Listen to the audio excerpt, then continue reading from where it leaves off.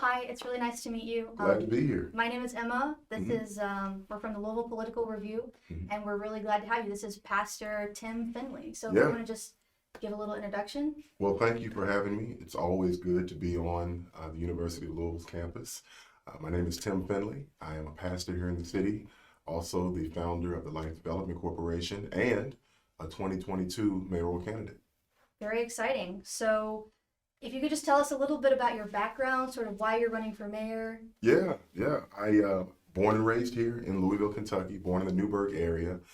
Like I said, I pastor an amazing church here in the city, and through the work of the church and Life Development Corporation, um, always been very community focused, community minded, um, part of many civic boards and organizations, and realized that if our city's going to improve, if our city's going to get to the place that I think we can get to, we need to have better leadership. And that's really what I've been about for the last 15, 20 years. Absolutely. So, let's get right into it. Sure, let's What do it. what do you want to improve? How would your administration do that? Well, we talk a lot about equity, and I'm one that I say this frequently. I think that people romanticize equity, but if we're going to be the equitable city that I believe we can be, we've got to start dealing with root causes that lead to inequities. So I was the first candidate to come out and push for universal pre-K, first candidate to come out and talk about a guaranteed basic income, and the first candidate to come out and talk about a fair, free transit system. Because I believe that, again, for us to get to that place of equity, to get to a safer city, we've got to deal with the economic issues of many marginalized communities. And I want to make sure that myself, my administration, we're meeting those things head on. Yeah, absolutely. So you talked a little bit about safety. One of the questions that we have as U of L students Hmm. is about safety on campus. Sure. I don't know if you know, but in the last couple of years, there have been a few armed robberies, Hmm. sexual assault, and a lot of students are feeling really unsafe on campus. So one of the questions that we have for you is, how would you improve not only safety on campus, but just safety in the city in general, and make sure that everyone feels safe? Definitely. And that's a question that all of us were asked frequently. And I think, when you talk about safety, public health, the first thing that I like to put out there is that I don't want to put a band aid on a broken bone, that there are root causes even as it relates to crime. Specifically talking about campus, because I am familiar with some of the challenges on campus. Certainly, we need more officers. Certainly, we need to work with the University of Louisville. But we want to make sure that those officers are well trained, that we have the amount of officers that are, in there being well trained, commensurate with the size of the campus. And that's going to take working with the leadership here. It's going to make sure it's going to really take us looking at policing differently. I'm one that, yes, I believe in community policing, but I also believe that some of the numbers in terms of how low we are in terms of police, and how we want to see more minority officers, which would help those numbers to rise, it really ties into representation. And one of the things that I want to do is be able to make a plea to those folks that are thinking about being an officer, that we are cleaning up LMPD and that we're working with the University of Louisville to make sure that when they come into that particular field, that they're not coming into a mess, that they're coming into a police force, a security force that is thoughtful, that is thinking of student safety first, and that we're not simply perpetuating some of the issues that we've seen in the past.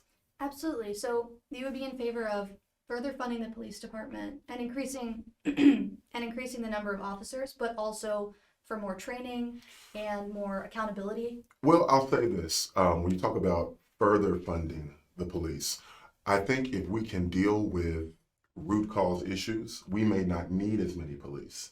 I think that the sort of knee-jerk reaction, not just in Louisville, but in America, has been we see certain things, which means let's put more money into policing. Well, we've seen that doesn't work. So I would pull back from simply giving the blanket answer of fully funding the police and say, what have we defunded? Programs, community investments, neighborhoods, community centers, things of that nature that may allow us to deal with some of the crime issues and gun violence issues in our city. That's not to say that I would not push to get more officers. It does not say that I'm against officers, but I think, I'm a progressive person. And I think if we keep doing the same thing, expecting a different result, then, it's not an effective leadership strategy. So I want to work with community, work with the leadership at the University of Louisville to see what's the best remedy to some of the things that we're seeing now. Absolutely. So you've talked about some systemic changes within the police department. Being a progressive means, progressive changes. Absolutely. To flip it back to economic issues, Sure.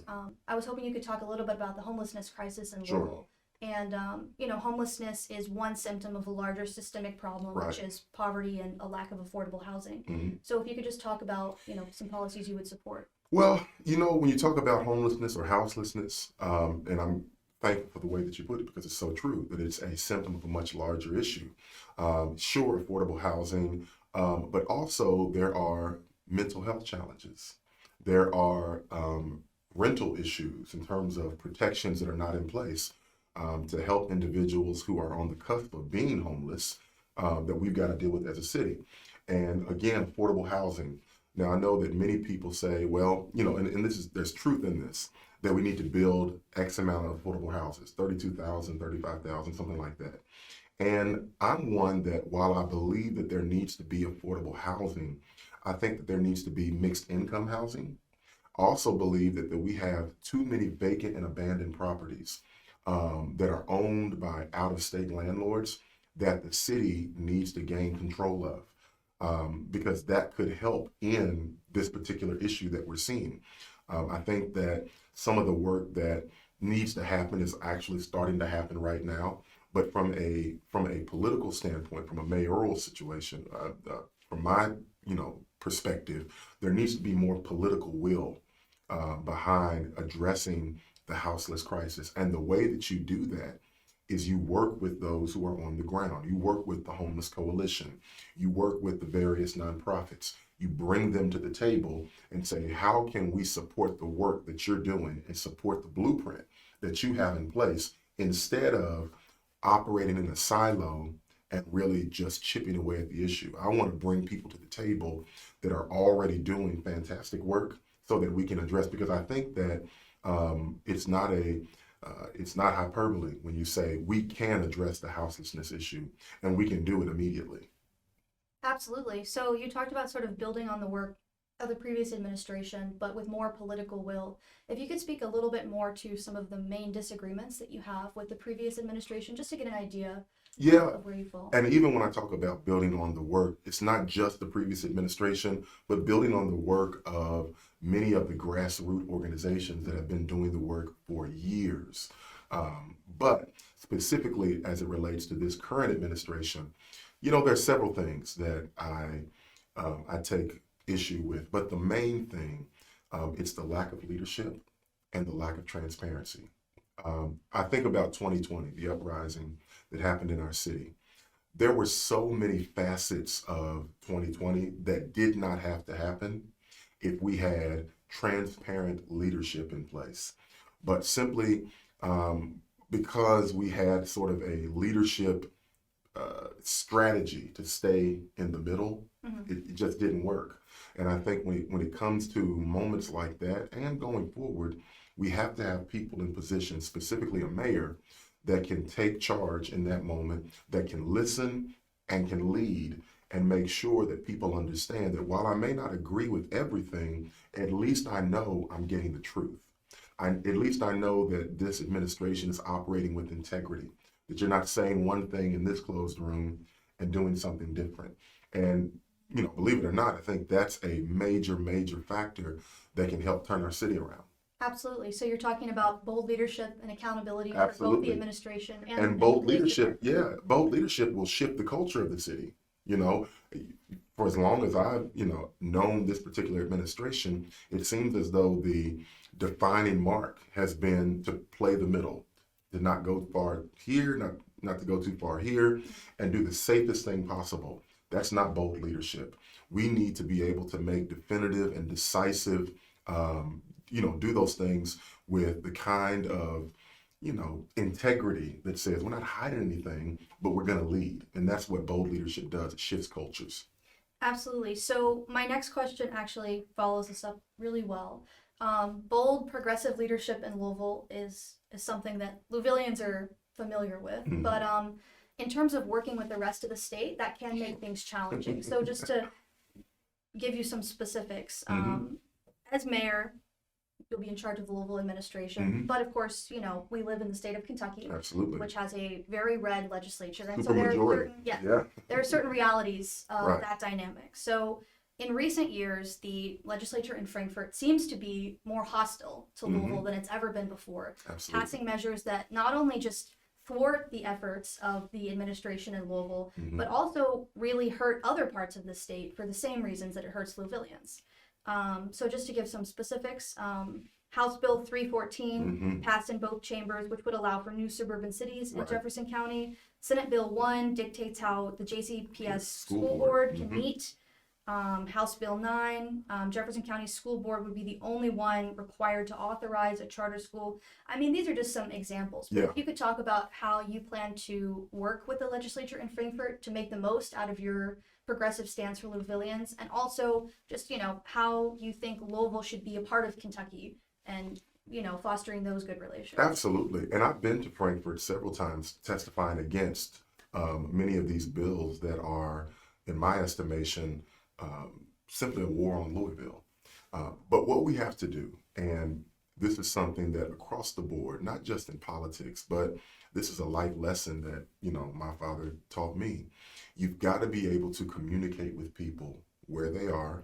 You may disagree, but you've got to represent what you represent strongly, boldly, and brashly. And I think that's important when it comes to the next mayor of Louisville. You put it wonderfully. There is going to be disagreement. There is going to be an uphill battle because Frankfurt wants control of Louisville.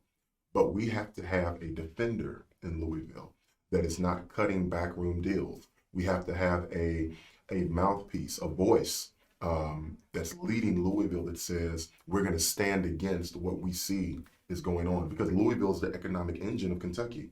And in that, we've got to be able to negotiate.